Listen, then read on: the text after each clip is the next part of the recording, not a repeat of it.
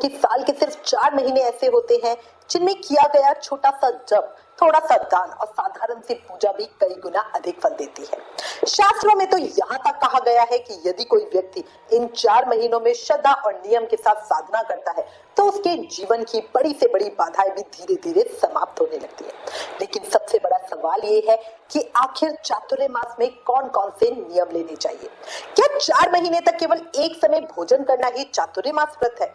अगर कोई व्यक्ति कठोर व्रत नहीं रख सकता तो क्या वो चातुर्य मास का पुण्य प्राप्त नहीं कर सकता? क्या भगवान विष्णु के साथ लड्डू गोपाल या श्री कृष्ण को भी शयन कराया जाता है? और सबसे महत्वपूर्ण, कौन सा छोटा सा नियम ऐसा है जिसे कोई भी व्यक्ति आसानी से निभाकर भगवान विष्णु की विशेष कृपा प्राप्त कर सकता है? जय श्री कृष्ण मित्रों, आज के इस वीडियो में मैं इन सभी प्रश्नों के उत्तर विस्तार से बताऊंगी। आपको ऐसे नियम भी बताऊंगी जिन्हें गृहस्थ, नौकरी करने वाले, विद्यार्थी और बुजुर्ग हर कोई अपनी क्षमता के अनुसार कर सकता है। इसलिए प्लीज वीडियो को लास्ट तक जरूर देखिएगा, क्योंकि लास्ट में आपको ये भी बताऊंगी कि किस त्याग से कौन सा विशेष फल प्राप्त होता है, जिसे बहुत कम लोग जानते हैं। तो चलिए बिना देर के शुरुआत करते हैं। तो जैसा कि हमने अपनी पिछली वीडियो में जाना था, देवशयनी एकादशी के दिन भगवान विष्णु 4 महीनों के लिए योग निद्रा में चले जाते हैं और यहीं से चातुर्य मास का प्रारंभ होता है। ये 4 महीने का काल केवल धार्मिक परंपरा नहीं, बल्कि आत्मशुद्धि, संयम और साधना का एक दिव्य अवसर है। चातुर्य मास में आने वाले 4 महीने कौन कौन से होते हैं? श्रावण, भाद्रपद, अश्विन और कार्तिक मास। अगर ध्यान से देखें तो हिंदू धर्म के सबसे अधिक व्रत, पर्व और उत्सव भी इन्हीं 4 महीनों में आते हैं। सावन, राखी का पर्व, जन्माष्टमी, गणेश चतुर्थी, पितृपक्ष, शारदीय नवरात्रि, दशहरा, करवा चौथ, अहोई अष्टमी, धनतेरस, दीपावली, देवउठनी एकादशी, तुलसी विवाह, कार्तिक पूर्णिमा, सब बड़े पर्व इसी अवधि में आते हैं। यानी भगवान हमें 4 महीने का ऐसा अवसर देते हैं जिसमें हम अपने मन, वाणी और शरीर को शुद्ध कर सके। शास्त्रों में कहा गया है कि यदि पूरे वर्ष साधना करना कठिन लगे तो कम से कम इन 4 महीनों में अवश्य ही संयम रखें। अब यहाँ एक बहुत ही महत्वपूर्ण बात समझिए। अक्सर लोग सोचते हैं कि चातुर्य मास का मतलब केवल उपवास करना है, लेकिन ऐसा बिल्कुल नहीं है। चातुर्य मास का वास्तविक अर्थ है संयम, साधना और स्वयं को भगवान के अधिक निकट ले जाना। यही कारण है देव ऋषि नारद भी चातुर्य मास की महिमा का वर्णन करते हैं। देव ऋषि नारद की कथा के अनुसार पूर्व जन्म में वो एक दासी के पुत्र थे। उनकी माता साधु संतों की सेवा करती थी। चातुर्य मास के समय अनेक महात्मा एक स्थान पर ही रहते थे। बालक नारद भी उनकी सेवा करता, उनसे सत्संग सुनता, उनका बचा हुआ प्रसाद ग्रहण करता। उसी सत्संग और सेवा के प्रभाव से उनके जो बालक रूपी नारद जी जो बचपन में थे, उनके अंदर भक्ति जागृत हुई और आगे चलकर वही बालक देवताओं के महान ऋषि देव ऋषि नारद बने। इस कथा से हमें एक बहुत बड़ा संदेश मिलता है। भगवान केवल बड़े बड़े यज्ञ, धन नहीं देखता, वो हमारी श्रद्धा, सेवा और नियमित साधना को देखते हैं। अब एक भ्रम और दूर कर लीजिए। कई लोग पूछते हैं कि चातुर्य मास में क्या भगवान श्री कृष्ण या लड्डू गोपाल को भी शयन कराया जाता है? उत्तर है नहीं, बिल्कुल नहीं। शास्त्रों के अनुसार देवशयनी एकादशी के दिन केवल भगवान विष्णु को योग निद्रा से के लिए शयन कराया जाता है। यदि आपके घर में भगवान विष्णु की प्रतिमा है तभी उन्हें शयन कराएं। यदि प्रतिमा नहीं है तो भगवान विष्णु के चित्र की सामान्य पूजा करें या मन ही मन भगवान को आप शयन करवा सकते हैं। पर ऐसा नहीं कि लड्डू गोपाल है या युगल सरकार राधा कृष्ण है तो आप उनको शयन करा दें, नहीं, बिल्कुल नहीं। अब एक महत्वपूर्ण बात, चातुर्य मास का संकल्प कब लेना चाहिए? देखो, इसका उत्तर भी शास्त्रों में स्पष्ट बताया गया है। देवशयनी एकादशी की पूजा सुबह करने के बाद भगवान विष्णु को साक्षी मानकर चातुर्य मास का कोई भी आप नियम ले रहे हो, कुछ भी कर रहे हो, उसका संकल्प लेना चाहिए। अगर अगले 4 महीनों में आप कौन सा नियम निभाओगे, ये संकल्प के साथ डिटेल में बताइएगा। ध्यान रखिए, संकल्प वही ले जिसे आप वास्तव में पूरा कर सके। ऐसा नहीं कि भावावेश में आके आपने पहले दिन तो 10 नियम का संकल्प ले लिया और 2 दिन बाद ही सब छोड़ दिया, क्योंकि 4 महीना लंबा समय होता है, ऐसा छोटा समय नहीं होता। पर देखो, पिछले साल ही हमारे एक सब्सक्राइबर ने नियम लिया था कि वो पूरे 4 महीने चप्पल नहीं पहनेंगे, नंगे पैर रहेंगे। अब देखो, इन 4 महीनों में क्योंकि हम गृहस्थ आश्रम में हमें आना जाना पड़ता है, हमें समाज देखना पड़ता है, इन 4 महीनों में बहुत सारी चीजें होती हैं। बताया ही है कि बड़े बड़े पर्व त्योहार भी होते हैं। अब उनको बड़ी परेशानी हो गई, उनको शॉपिंग पे जाना होता था और बिना चप्पल पहने आप कहीं भी जा रहे हो तो ऑब्वियसली थोड़ा सा फर्क पड़ता है, क्योंकि हर कोई अध्यात्म को समझ नहीं सकता। ठीक है। तो अब उनको लगता था कि अरे मैं कहीं बड़े मॉल में जा रही हूँ, बड़े शोरूम में जा रही हूँ, तो मुझे बड़ा अजीब लगता है, और उन्होंने राखी के बाद ही अपने नियम का त्याग कर दिया। तो यही चीज है कि वो गलती हो जाती है, नियम लेके छोड़ना। आप पहले ही सोच समझ के विचार करके उस चीज को कीजिए। एक भक्त ने दूध छोड़ने का नियम लिया था, ठीक है। अब दूध हर चीज के अंदर होता है, अगर आप मिठाई देखो सारी मोस्टली होती है, आपको कुछ ना कुछ, क्योंकि थोड़ा ठंड का मौसम जैसे ही आएगा आपको लगता है कि कुछ दूध, चाय, दही, लस्सी कुछ तो लेने का वो होता ही है, तो उनके पास कोई ऑप्शन नहीं रहता था, उन्होंने भी छोड़ दिया। तो ये गलत होता है। नियम वो लो जो आप ढंग से निभा सको, क्योंकि देखो भगवान संख्या नहीं देखते, भगवान आपकी निष्ठा देखते हैं। अब बात करते हैं चातुर्मास व्रत आखिर होता क्या है। लोगों को इसकी बड़ी कंफ्यूजन रहती है, और पहले तो सोच लेते कि हम चातुर्मास व्रत करेंगे, बट बाद में जब करते हैं तो उनको परेशानी होती है। तो आज मैं आपको डिटेल में बता देती हूँ। ये यहाँ पे लोगों को बहुत ज्यादा कंफ्यूजन रहती है। बहुत से लोग चातुर्मास व्रत और चातुर्मास नियम को एक ही समझ लेते हैं, जबकि दोनों बिल्कुल अलग है। सबसे पहले समझते हैं चातुर्मास व्रत को। इस व्रत का मुख्य अर्थ है 4 महीने तक एक समय भोजन करना। इसे शास्त्रों में एक भुक्त व्रत कहा गया है। आप चाहे सुबह भोजन करें या शाम को, लेकिन भोजन केवल एक ही बार करें। बाकी समय फल, दूध या आवश्यकता अनुसार हल्का कुछ ले सकते हो आप, बट जो अन्न और नमक है उसको पूरा दिन में एक ही बार लेते हैं। भोजन पूरी तरह से सात्विक होना चाहिए। इसमें प्याज, लहसुन, मांस, मदिरा या किसी भी तामसिक चीज का प्रयोग हमें पूर्णतः छोड़ना चाहिए। विशेष रूप से श्रावण और कार्तिक मास में बैंगन, मसूर की दाल और तामसिक पदार्थ से भी दूर रहना चाहिए। लेकिन अगर कोई व्यक्ति स्वास्थ्य, नौकरी या पारिवारिक कारणों से एक समय भोजन नहीं कर सकता, तो वो क्या करे? यही अधिकांश लोग गलती कर जाते हैं। वो सोचते हैं कि अब चातुर्मास उनके लिए नहीं है, जबकि शास्त्र ऐसा बिल्कुल नहीं कहते।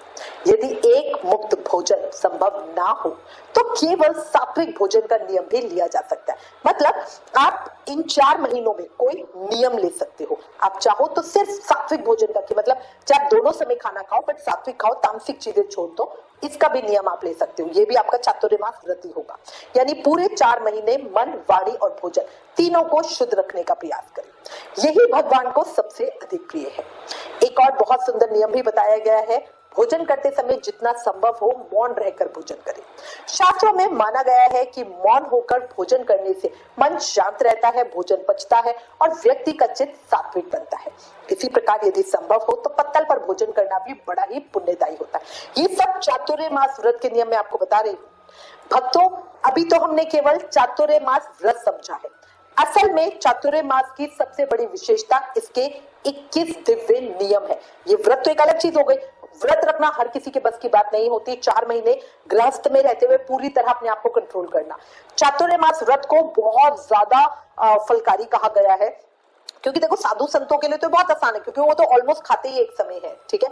अब बट गृहस्थों के लिए, जिनमें आदत होती है कि चलते फिरते भी कहीं कुछ दिखा उठाया मुंह में डाल दिया, कहीं कुछ दिखा उठाया मुंह, ऐसे में 4 महीने तक अपने आप को संयम में रखना, और वो भी उन समयों में जब आपके सारे तीज, त्योहार, व्रत वगैरह सब आ रहे हो, है ना। राखी पे हर कोई कुछ कर रहा है और आप कुछ भी नहीं खा सकते हो। तो इन चीजों को कंट्रोल करना हर किसी के बस की बात नहीं होती। तो चातुर्मास व्रत एक अलग चीज है। अब हम चर्चा करें चातुर्मास नियम की। तो अब मैं आपको बताऊंगी 21 विशेष दिव्य नियम। इनमें से कुछ नियम तो ऐसे हैं जिन्हें कोई भी व्यक्ति बड़ी आसानी से निभा सकता है, चाहे वो नौकरी करता हो, छात्र हो या गृहस्थ हो। अगर कोई व्यक्ति कठोर व्रत नहीं रख सकता तो उसके लिए भी चातुर्मास का सरल उपाय है चातुर्मास का नियम लेना। चातुर्मास की विशेषता यही है, भगवान केवल कठोर तपस्या करने वालों पर ही कृपा नहीं करते, बल्कि जो व्यक्ति अपनी क्षमता के अनुसार एक छोटा सा नियम भी पूरी श्रद्धा से निभाता है, उसे भी चातुर्मास का पुण्य फल प्राप्त होता है। और यही कारण है शास्त्रों में चातुर्मास व्रत और चातुर्मास नियम दोनों को अलग अलग बताया गया है। अगर व्रत संभव नहीं है तो सिर्फ नियम भी अपना सकते हैं। अब मैं आपको ऐसे नियम बताने जा रही हूं जिन्हें आप अपनी सुविधा के अनुसार 1, 2 या जितने चाहे उतने नियम ले सकते हैं। लेकिन ध्यान रखिए, नियम वही ले जिन्हें पूरे 4 महीने बिना तोड़े आप आराम से निभा सके। पहला नियम है धामवास का। अगर संभव हो तो चातुर्मास में किसी पवित्र धाम जैसे वृंदावन, मथुरा, हरिद्वार, अयोध्या, जगन्नाथपुरी या किसी भी तीर्थ क्षेत्र में कुछ समय अवश्य बिताइए। लेकिन अगर 4 महीने रहना संभव नहीं है तो भी निराश मत होइए। शास्त्रों में एक सुंदर उपाय बताया गया है। चातुर्य मास के प्रारंभ में एक दिन धाम में जाकर रुके और समापन में भी एक दिन वहां रुके। मतलब चातुर्य मास की शुरुआत और जो उसका विराम है वो धाम में करे, तो भी आपका जो वो निवास है वो पूरे 4 महीने का पूरे चातुर्य मास का ही माना जाएगा। दूसरा नियम है ब्रह्म मुहूर्त में स्नान का। तो भक्तों, आजकल की भागदौड़ भरी जिंदगी में ना सबसे कठिन काम क्या लगता है? सुबह जल्दी उठना। लेकिन यही आदत जीवन बदलने वाली है। चातुर्य मास में यदि आप केवल सूर्योदय से पहले उठकर स्नान कर लो, भगवान की पूजा कर लो और सूर्यदेव को जल अर्पित करो, तो ये भी बहुत श्रेष्ठ नियम माना गया है। सुबह का वातावरण शांत होता है, मन एकाग्र होता है और इसी समय किया गया जप कई गुना अधिक प्रभावी होता है। तीसरा नियम है प्रतिदिन भगवान की परिक्रमा करना। यदि आपके घर में मंदिर है या आप किसी मंदिर के पास रहते हैं तो रोज भगवान की परिक्रमा करने का नियम ले सकते हैं। ये नियम देखने में छोटा लगता है, आसान लगता है, लेकिन नियमित परिक्रमा से मन में भक्ति और विनम्रता दोनों बढ़ती है। ठीक है। अगला नियम है तिल से हवन करने का। मतलब प्रतिदिन आप तिल से हवन कर सकते हो। यदि आपके घर में सुविधा हो तो प्रतिदिन थोड़े से तिल से घर में बढ़िया हवन करें। कैसे हवन करना है, क्या आहुति डालनी है, इसकी पूरी जानकारी का वीडियो हमारे चैनल पर ऑलरेडी है। ऐसा माना जाता है हवन का धुआं वातावरण को शुद्ध करता है और घर में सकारात्मक ऊर्जा का संचार करता है। अगला नियम है अपनी सबसे प्रिय वस्तु का त्याग करना। शास्त्र कहते हैं जिस वस्तु से हमें सबसे अधिक लगाव हो उसी का त्याग करना सबसे बड़ा तप है। मान लीजिए आपको आलू बहुत पसंद है तो 4 महीने आप आलू छोड़ दीजिए। किसी को मिठाई बहुत पसंद है तो आप मिठाई छोड़ सकते हैं। किसी को चाय या कॉफी की आदत है तो उसका भी त्याग कर सकते हैं। क्यों? क्योंकि भगवान त्याग की भावना देखते हैं। सिर्फ वो चीज मत छोड़िए जो आपको वैसे भी पसंद नहीं है या बहुत ही कम खाते हो या बनती बहुत कम है ना। कई कई घरों में होता है, जैसे सरसों का साग है, ये बहुत कम बनता है, तो अब मैं ये सोचूं कि भाई इन 4 महीनों में मैं सरसों का साग नहीं खाऊंगी। अरे वो आएगा ही नवंबर दिसंबर में और अभी से मैं छोड़ के बैठी हूँ तो अभी तो है भी नहीं ना, तो मैं खाऊं क्या? तो ये त्याग नहीं माना जाएगा। त्याग तभी सार्थक है जब मन को थोड़ा संयम करना पड़े। आलू छोड़ना है, हर चीज में आलू डलता है, तो अब वो मेरे लिए परेशानी होती है कि फिर मैं क्या खाऊं, क्योंकि कुछ मोस्टली चीजों में ही वो होता है। ठीक है, तो ऐसा लो जिसमें आपको थोड़ा सा तप करना पड़े। अगला नियम है अपने जाप संख्या को बढ़ाना। अगर आप रोज 1 माला करते हो तो चातुर्य मास में 2 माला करो, 2 करते हो तो 4 करो। जरूरी नहीं कि बहुत अधिक करो, लेकिन रोज थोड़ा थोड़ा बढ़ाओ। कई भक्त तो क्या करते हैं कि पहले दिन 1 माला से शुरू करते हैं, दूसरे दिन 2 करते हैं, तीसरे दिन 3 करते हैं, चौथे दिन 4 करते हैं। इस तरह से बढ़ाते अपनी माला, तो पूरी तरह आपके ऊपर है। यही निरंतरता धीरे धीरे साधना को मजबूत बनाती है। अगला नियम कहता है पूरे चातुर्य मास में ब्रह्मचार्य व्रत का पालन करो। चातुर्य मास में यथासंभव इंद्रियों पर नियंत्रण रखना चाहिए, इसका विशेष महत्व होता है। शास्त्र कहते हैं संयम से व्यक्ति के भीतर मानसिक शक्ति, आत्मविश्वास और आध्यात्मिक ऊर्जा बढ़ती है। इसके अलावा अगला नियम कहता है तेल का त्याग करना। कई साधक चातुर्य मास में शरीर पर तेल लगाने का त्याग करते हैं और समापन पर तेल का दान करते हैं। ये नियम भी शास्त्रों में ही वर्णित है। अगला नियम कहता है प्रतिदिन दीपदान और धूपदान का। अगर आप कोई भी नियम नहीं निभा सकते तो कम से कम सुबह या शाम को भगवान के सामने एक दीप अवश्य जलाइए। गूगल की धूप कीजिए, घर का वातावरण शुद्ध होगा, पवित्र होगा, मन में सकारात्मकता आएगी। अगला नियम कहता है मंदिर में सेवा करने का। आजकल अधिकांश लोग यही सोचते हैं कि सेवा केवल दान देने से होती है, लेकिन शास्त्र कहते हैं यदि आप मंदिर की सफाई करते हो, झाड़ू लगाते हो या मंदिर को स्वच्छ रखते हो तो ये भी अत्यंत पुण्यदायी सेवा मानी गई है। देखो, अपने घर को तो हर कोई साफ रखता है, बट आप बाहर मंदिर में जाकर सेवा करते हो तो ये विशेष फलकारी होती है। अगला नियम कहता है भगवान विष्णु का प्रतिदिन पंचामृत से अभिषेक करना। यदि घर में भगवान विष्णु की प्रतिमा है तो प्रतिदिन दूध, दही, घी, शहद और मिश्री से पंचामृत का अभिषेक कर सकते हैं। अगर ये प्रतिदिन संभव ना हो तो सप्ताह में 1 दिन भी श्रद्धा से कर सकते हैं, पर जो भी करना नियम से करना। अगला नियम कहता है प्रतिदिन दान करने का नियम लेना। तो भक्तों, ये भी बहुत अच्छा नियम है और बड़ा आसान है। हमेशा याद रखना, दान का महत्व विशेष होता है, उसकी मात्रा नहीं। भावना सबसे ज्यादा जरूरी है दान में। जरूरी नहीं कि रोज आप एक बहुत बड़ी राशि का ही दान करो। आप 1 रोटी, थोड़ा सा अन्न, दूध, फल, वस्त्र या अपनी क्षमता के अनुसार कोई भी उपयोगी वस्त्र किसी जरूरतमंद को दे सकते हैं। शास्त्रों में कहा गया है कि नियमित दान करने से मन में करुणा और विनम्रता बढ़ती है तथा जीवन में सकारात्मक परिवर्तन आते हैं। अगला नियम कहता है प्रतिदिन भगवान विष्णु को तुलसी दल अर्पित करना। भगवान विष्णु की पूजा बिना तुलसी के अधूरी मानी जाती है। तुलसी केवल एक पौधा नहीं है, सनातन धर्म में उन्हें माँ तुलसा का स्वरूप कहा गया है।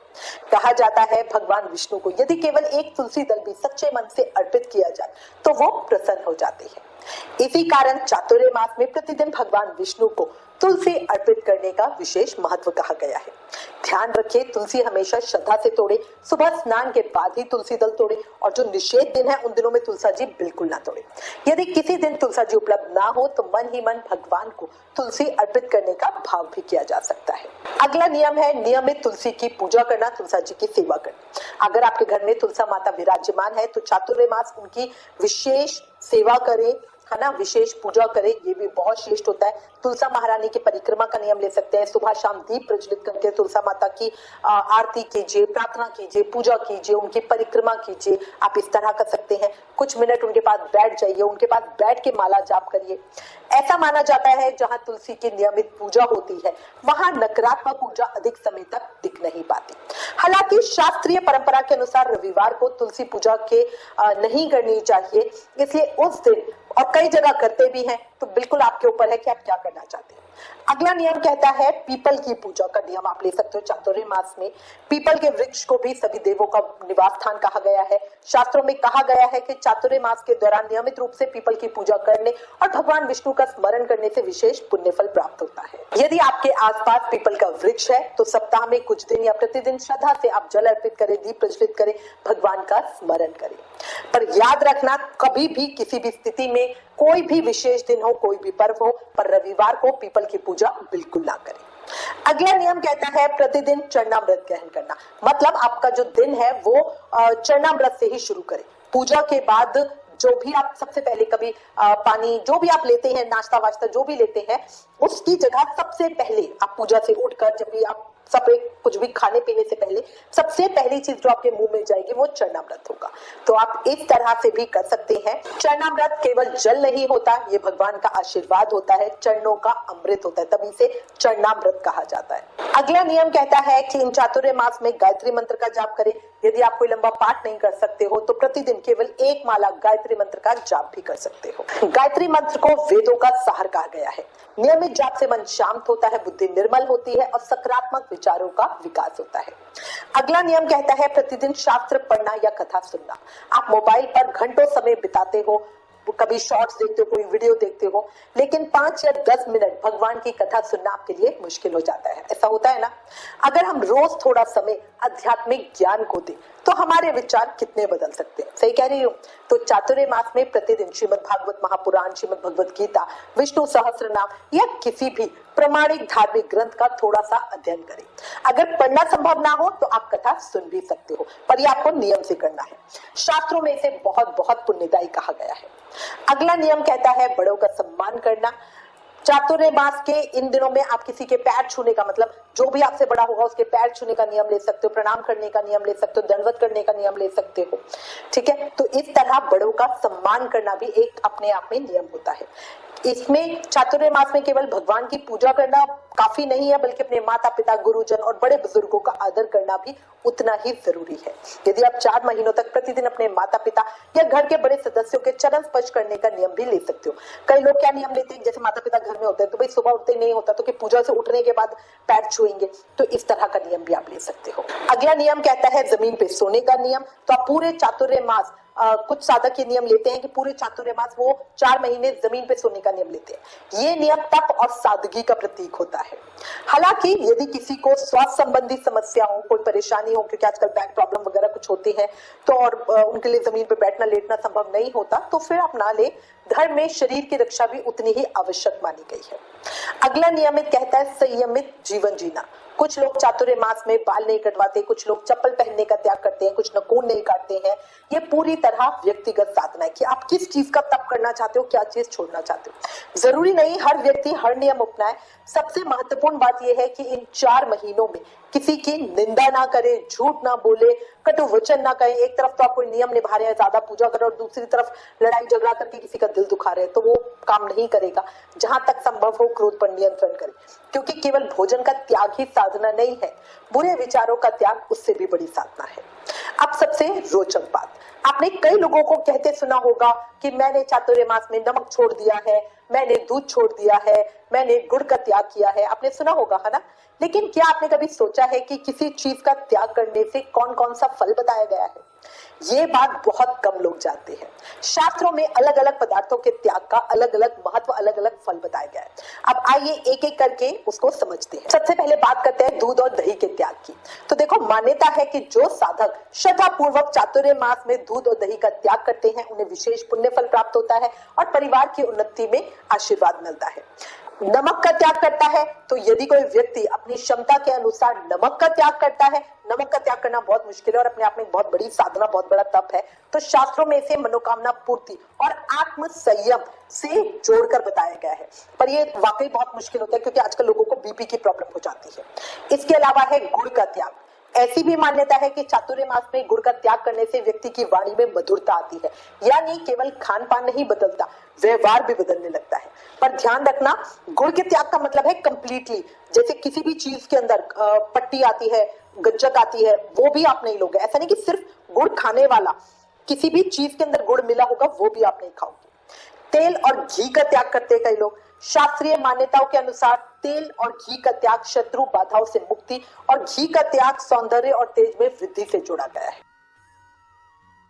अब देखो, ये तो मैंने आपको बता दिया है कि चातुर्य मास में 4 महीनों में क्या कर सकते हो, पर चातुर्य मास के 4 महीने जो अलग अलग महीने हैं, उसमें अलग अलग आहार नियम बताए गए हैं। जैसे श्रावण में हरी पत्तेदार जो सब्जियां हैं उनका त्याग किया जाता है, भाद्रपद में दही का त्याग किया जाता है, अश्विन में दूध का त्याग किया जाता है और कार्तिक में दालों का त्याग किया जाता है। इन नियमों का उल्लेख विभिन्न धार्मिक परंपराओं में मिलता है। इन्हें श्रद्धा तथा अपनी स्वास्थ्य स्थिति को ध्यान में रखकर हमें अपनाना चाहिए। अब ये तो मैंने आपको डिटेल में बता दिया कि चातुर्य मास व्रत कैसे करते हैं और क्या क्या नियम ले सकते हैं, किन किन चीजों का त्याग कर सकते हैं, ठीक है। पर अभी भी वीडियो में मुझे आपको बताना रह गया है कि अगर नियम बीच में टूट जाए तो आप क्या कर सकते हो, चातुर्य मास का उद्यापन कैसे, क्यों जरूरी है, संकल्प का सही महत्व क्या है, चारों महीनों में किस किस देवता की पूजा करनी चाहिए ताकि चातुर्य मास का पूरा फल मिल सके। और अंत में आपको बताऊंगी एक ऐसा मंत्र जिसका केवल कुछ मिनट तक जाप भी चातुर्य मास में बड़ा ही फलकारी होता है। इन सभी महत्वपूर्ण बातों को हम वीडियो के अगले पार्ट में देखेंगे, क्योंकि वीडियो बहुत ज्यादा लंबा हो गया है, तो इस वीडियो को मैं यही विराम देती हूँ। अगले पार्ट में आपको डिटेल में बताऊंगी कि हम और क्या क्या कर सकते हैं। अभी के लिए प्रेम भरी राधे राधे।